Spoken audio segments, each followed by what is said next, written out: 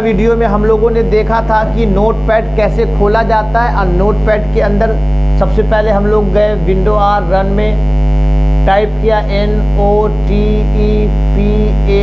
और enter press किया। Notepad में पिछले क्लास में हम लोग एडिट की वर्कआउट कर चुके थे। आज के क्लास में हम लोगों का जो स्टेप आता है उसका नाम है फाइल। क्या नाम आता है? File, edit, format, view. तो हम एडिट मेनू बार का एक ऑप्शन पढ़ा रखे हैं। आज के ऑप्शन में अगर हम इजी वे देखना चाहते हैं तो फॉर्मेट देख सकते हैं, इजी है। फॉर्मेट के अंदर जैसे ही क्लिक किया तो दो नाम आई, एक आई वर्ड रैप, दूसरा नाम आई फॉन्ट। एक नाम आई वर्ड रैप, दूसरा आई फॉन्ट। ये फॉन्ट और वर्ड रैप जहां मिलता है, यानी ये वर्ड रैप और फॉन्ट को टूल्स कह सकते। क्या कह सकते हैं? ये टूल्स है। और ये दोनों टूल्स जहां मिलती उसे मेनू बार कहते। क्या कहते हैं? मेनू बार में जो नाम है उसका नाम है फॉर्मेट। ये जो पूरी पट्टी इसका नाम है ना भाई मेनू बार। मेनू बार में ये जो नाम है इसका नाम है फॉर्मेट। जब हमने क्लिक किया तो दो नाम आई, वर्ड रैप और एक फॉन्ट। हमने मैक्सिमाइज कर दी इस पेज को। यहां जैसी फॉर्मेट में गए तो यहां एक नाम आया वर्ड रैप। क्या नाम आया? Word rap. आप पहले इसका अर्थ और मीनिंग देखिए कि अगर आपने पेज पे टेक्स्ट लिखना प्रारंभ कर दिया। क्या लिखना प्रारंभ कर दिया? देखिए टेक्स्ट लिख रहे हैं, फॉलो करेंगे। टेक्स्ट लिखते लिखते जैसे ही हम लास्ट में कर्सर गई, ऑलमोस्ट वो पेज, फिर सेकेंड लाइन में कर्सर कर दी। देखिएगा ये कर्सर ऑलमोस्ट सेकेंड लाइन में कर दी। अगर आप चाहते यहाँ फॉर्मेट में गए और वर्ड रैप पे अनचेक कर देते तो ये एक लाइन में कर्सर जा रही थी तो जा रही थी। बात समझ आई या नहीं आई? एक लाइन में बाय मिस्टेक आपका कर्सर जा रहा हो, सेकेंड लाइन में अगर कर्सर नहीं आता है तो सेकेंड लाइन में कर्सर को लाने के लिए जिस ऑप्शन का यूज करते हैं उसका नाम है format word rap. Word rap करते ही आप देखिए सिस्टमैटिक आपका कर्सर नीचे आ गया। खुद आप जब लिखेंगे, आपने यहाँ वर्क लिखने का काम प्रारंभ किया, इस कदर लिखा कि खुद आपका कर्सर नियम के साथ नीचे आ गया। बात तय समझ आ गई? कर्सर को नीचे लाने के लिए हम फॉर्मेट में जाके वर्ड रैप पे क्लिक कर देंगे तो एक लाइन में बन जाएगा। फिर वर्ड रैप पे जाके क्लिक कर देंगे तो ऑलमोस्ट वो कर्सर खुद ब खुद सेकेंड लाइन में आने का काम प्रारंभ कर। इतनी बात समझ आ गई? फॉर्मेट में दूसरा नाम है जिसका नाम है फॉन्ट। क्या नाम है? फॉन्ट। फॉन्ट का हिंदी अक्षर होता है, फॉन्ट का हिंदी जबान अक्षर।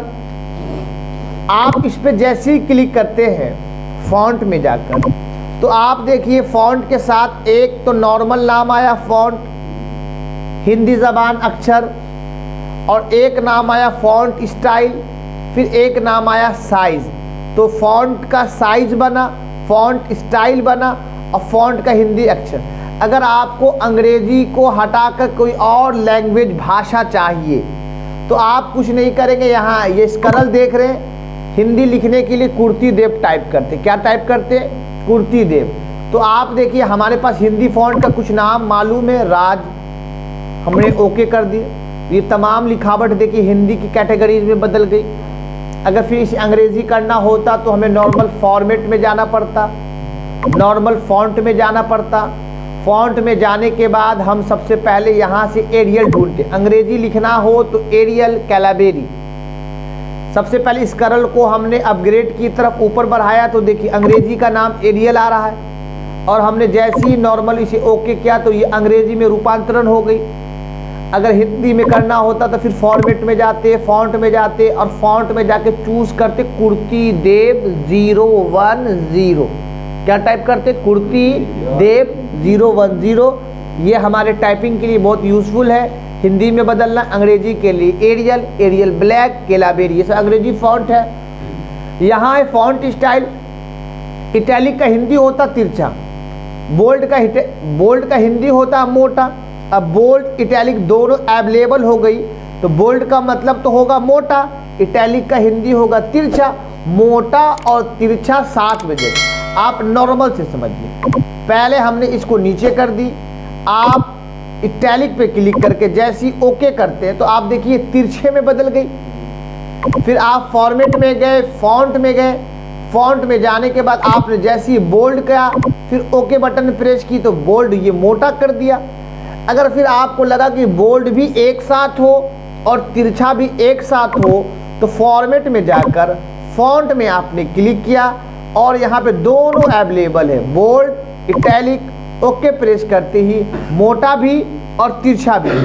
आप चाहते हैं कि नहीं फिर से वो हमारा पहले जैसा हो जाए, फॉन्ट में जाकर आप रेगुलर कर देंगे। क्या कर देंगे? रेगुलर करने के बाद वो पहले जैसा नॉर्मल था, नॉर्मल आ गया।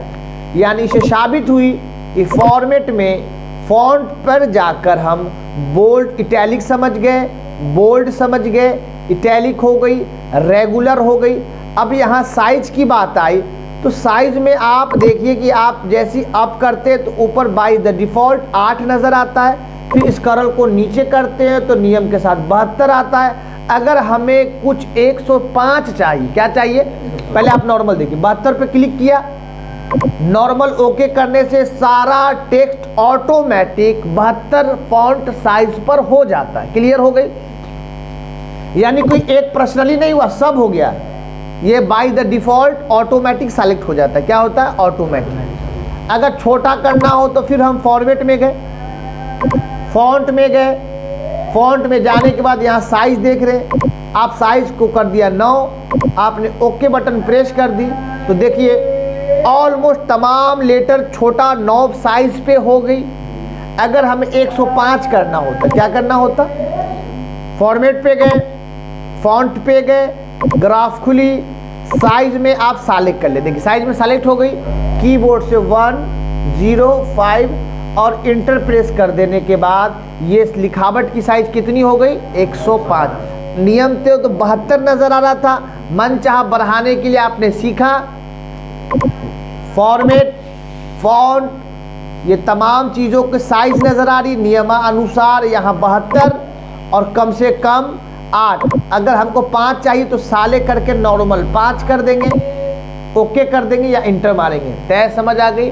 तो आपका यहाँ से फॉर्मेट समाप्त हो गई।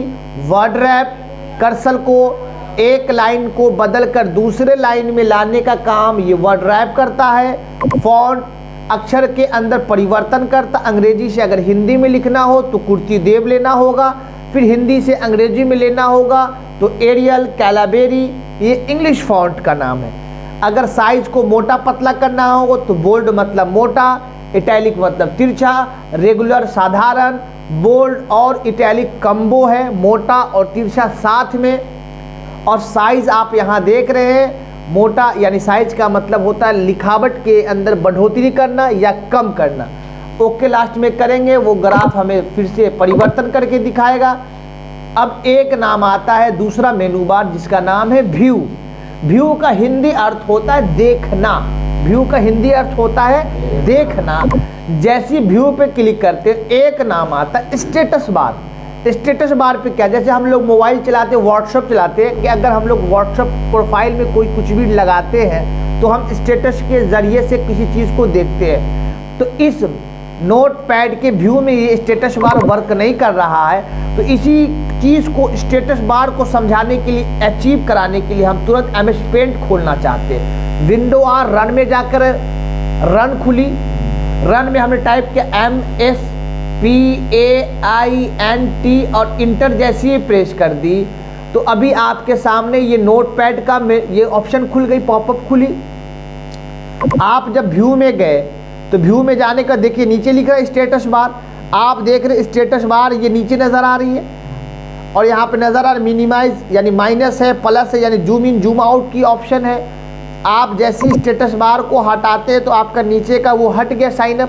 फिर आपने यहाँ स्टेटस बार लाया तो देखिए नीचे एक पट्टी देख रही, स्क्रॉल बार के नीचे पट्टी, इसी चीज़ को कहते हैं सिर्फ हटाना और लाना। तो आपने नोटपैड में स्टेटस बार की विधि समझ ली।